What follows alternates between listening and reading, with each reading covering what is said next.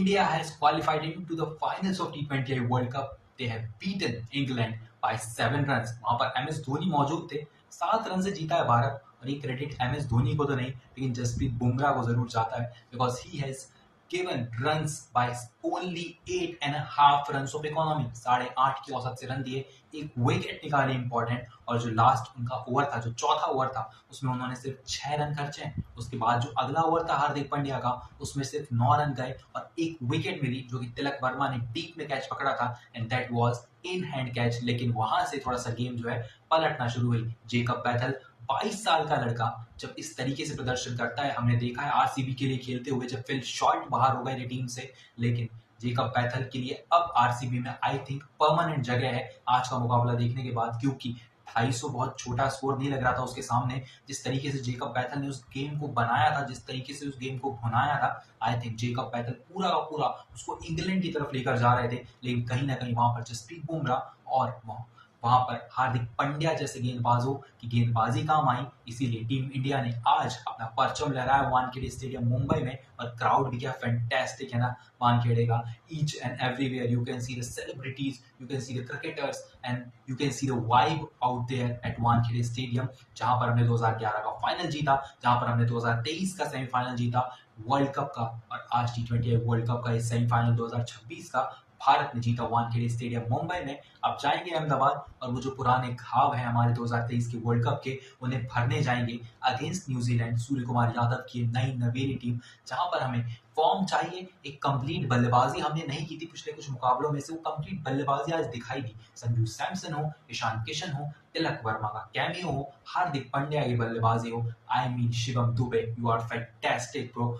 43. उसके बाद आप जब गेंदबाजी करने आते हो 30 रन चाहिए होते हैं, वो 2 गेंदें डालनी थी बस, और वो 2 गेंदें जड़ में डाली. और आई थिंक शिवम दुबे को भी इस मुकाबले का पूरा पूरा क्रेडिट जाता है. लेकिन अक्षर Patel, you played so well. गेंदबाजी में भले रन खर्चे होंगे 11 की औसत से, लेकिन कैचेस जो 2 पकड़े हैं ना boss, that was top notch. जहां पर एक कैच जो था उन्होंने हड़बड़ी में वो शिवम दुबे के हाथ में दिया और वो कैच हुआ. और आई थिंक वो एथलेटिज्म जो है ना दैट वाज फैंटास्टिक. और जहां पर वो दूसरा कैच पीछे भागते हुए कैच पकड़ा था, वो सबको याद है. आई मीन अक्षर पटेल ने इस मुकाबले में टोटल ओवरऑल जिस तरीके की यहाँ पर गेंदबाजी करी हो, चाहे वो फील्डिंग करी हो, he was at his best. Jonty Rhodes नाम दे दीजिए अक्षर पटेल को, क्योंकि आज के मुकाबले में उसी तरीके की गेंदबाजी और उन्होंने उसी तरीके की फील्डिंग की है. आई थिंक फील्डिंग में अगर टीम इंडिया को क्रेडिट जाना चाहिए सबसे ज्यादा, तो वो जाना चाहिए अक्षर पटेल को. एंड आई थिंक जिस तरीके की बल्लेबाजी इंग्लैंड ने की है, वहां पर एक आदमी खड़ा था, सिर्फ 22-year-old boy, the RCB blood, Jacob Bethel, who has scored a century with 220 of strike rate. 220 के स्ट्राइक रेट से आप जब इतने रन्स बनाते हैं ना, तो एक अलग सा कॉन्फिडेंस आता है. बहुत लॉन्ग टाइम तक खेलने वाले हैं, हैरी ब्रूक ने कहा है. लेकिन हैरी ब्रूक से ना वो संजू सैमसन का कैच याद आता है, क्योंकि संजू सैमसन का कैच ड्रॉप किया है ना बॉस. जब जिस तरीके से आप खेल रहे थे, जिस तरीके से आपकी फील्डिंग जा रही थी, जिस तरीके से आपकी गेंदबाजी जा रही थी, आप ही ने वहां पर गेंदबाजी चूज करी. लेकिन इंडिया ने 253 बनाए. लेकिन अगर वो संजू सैमसन का कैच कप्तान पकड़ लेते ना, हैरी ब्रूक ने वो कैच ड्रॉप करके बहुत बड़ी गलती करी. वो पोस्ट मैच प्रेजेंटेशन में भी उन्हें याद आ रहा था, मुझे पता था उन्हें वो याद आएगा और उन्हें याद आया. लेकिन Jacob Bethel, what a player. आगे चल के इंग्लैंड के लिए मिडिल ऑर्डर में जो एक रीढ़ की हड्डी बनेगा ना, वो बनेगा जेकब बैथल. और वही जो है आगे के मुकाबलों में इंग्लैंड को मैच जिताने के लिए बहुत कारगर साबित होगा. लेकिन जोफ्रा आर्चर जैसे रन अर्शदीप सिंह ने खर्चे हैं इंडिया के लिए 16 के एवरेज से, वैसे ही जोफ्रा आर्चर ने खर्चे हैं यहाँ पर 15 के एवरेज से. लेकिन आखिरी में 3 छक्के जरूर लगाए थे शिवम दुबे को, लेकिन वो ना बहुत देर हो गई थी. जब आकाश चोपड़ा ने कहा कि ईस्ट में भी हम है, वेस्ट में भी हम है, क्योंकि बेस्ट हम है. और इंडिया अगर वर्ल्ड कप जीतेगा तो क्या फीलिंग होगी ना. वो 2023 का हम चूक गए 2011 के बाद, लेकिन हम ये T20 या वर्ल्ड कप नहीं चूक सकते, क्योंकि हिस्ट्री को डिफीट करना है ना. और अगर हिस्ट्री को डिफीट करना है तो हिस्ट्री रिपीट तो करनी पड़ेगी. और यहाँ पर सूर्य कुमार यादव की अगुवाई वाली टीम जो है, ये पूरी कट से भरी हुई नजर आ रही है. चाहे वो अभिषेक शर्मा हो, चाहे वो संजू सैमसन हो, ईशान किशन हो, तिलक वर्मा हो, हार्दिक पांड्या, रिंकू सिंह, अक्षर पटेल, और जो हमारे निचला क्रम आ जाता है उसके बाद, that is so phenomenal in the bowling. चाहे वो अर्शदीप हो, वरुण हो, फिर वहां पर कुलदीप यादव के साथ भी हम जा सकते हैं. लेकिन हमारे पास फिलहाल अर्शदीप सिंह खेल रहे हैं, जसप्रीत बुमराह खेल रहे हैं.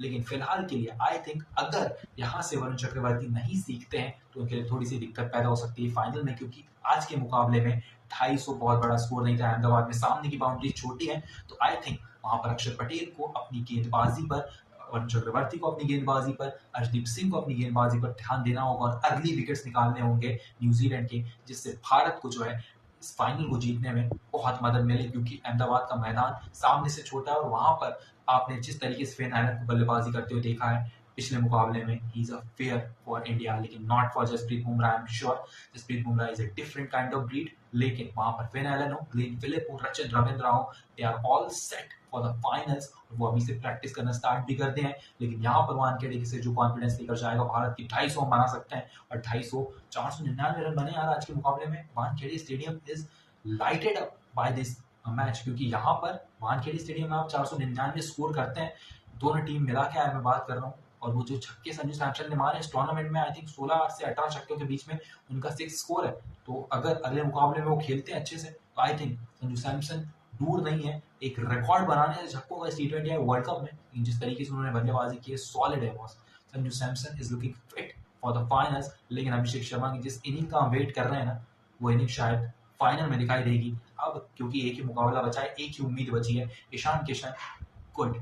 Ishan Kishan I love you भाई, जिस तरीके से वो बल्लेबाजी करते हैं, जिस तरीके से हर शॉट को एक्सिक्यूट करते हैं ना, I think that is the well deserve place in his in the team of him. और उसके बाद जब तिलक वर्मा अपना क्विक फायर करते हैं, 5 नंबर पर आए, 6 नंबर पर आए, वो सूट कर रहे हैं पोजीशन, जिस तरीके से वो खेल रहे हैं उस पोजीशन पर, आई थिंक उस पोजीशन पर जमे रहना ही तिलक वर्मा का काम है फिलहाल के लिए। और team India go well, all the best, India will win the finals, I hope, I believe, because history को repeat करना है और history को defeat करना है।